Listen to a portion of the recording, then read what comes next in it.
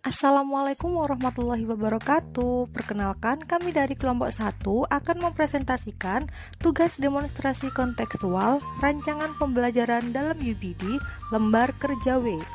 Berikut adalah anggota dari kelompok 1. Yang pertama ada Lailatul Qoniah, yang kedua ada Lia Fatkiatur, yang ketiga ada Putri Diana, yang keempat ada Rabiatul Hasanah, dan yang kelima ada Selvi Aprilia. Sebelum menentukan tujuan pembelajaran, maka langkah awal yang perlu dilakukan adalah memilih dan menentukan topik, subtopik, dan sub-subtopik. Pada tugas kali ini, kelompok kami memilih topik binatang, subtopik binatang unggas, sub-subtopik binatang bebek untuk kelompok A usia 4-5 tahun. Tujuan pembelajarannya yaitu yang pertama, peserta didik mampu menyayangi makhluk hidup ciptaan Tuhan. Yang kedua, peserta didik mampu melakukan koordinasi gerakan tubuh untuk melatih kelenturan, keseimbangan, dan kelincahan.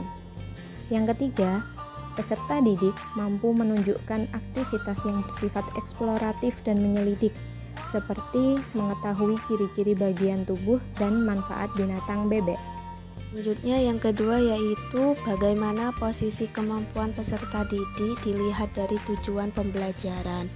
Nah, dilihat dari tujuan pembelajaran tersebut yang telah dipaparkan pada sebelumnya, maka kemampuan peserta didik adalah sebagai A atau audiens, khususnya anak usia dini yang akan menjadi subjek atau orang yang diharapkan akan mampu dalam mempelajari pelajaran dari topik tersebut.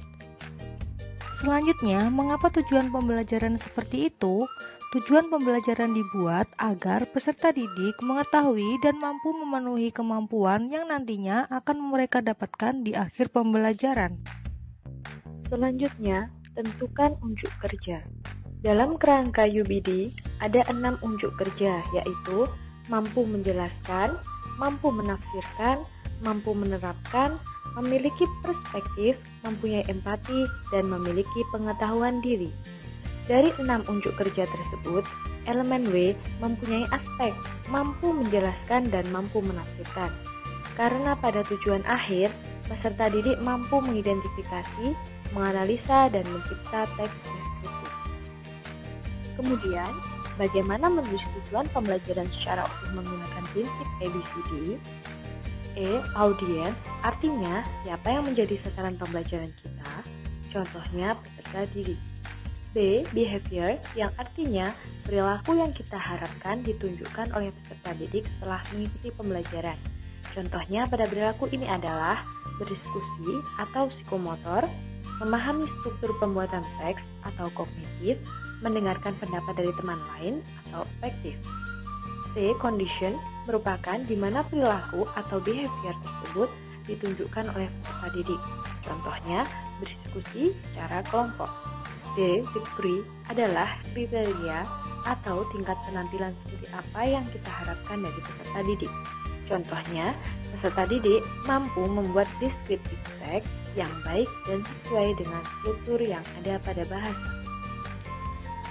Yang kelima, apa kriteria yang akan dinilai untuk dipahami? Nah, dari tujuan pembelajaran yang sudah ditentukan sebelumnya, maka kriteria yang akan dinilai adalah yang pertama, anak mampu menyayangi binatang bebek sebagai ciptaan Tuhan dengan baik. Kemudian yang kedua, anak mampu mengkoordinasikan antara mata, tangan, dan kaki melalui kegiatan bermain bowling dengan tepat dan lincah. Dan yang ketiga, anak mampu menjabarkan ciri-ciri bebek melalui kegiatan setelah menonton video pembelajaran tentang bebek dengan tepat.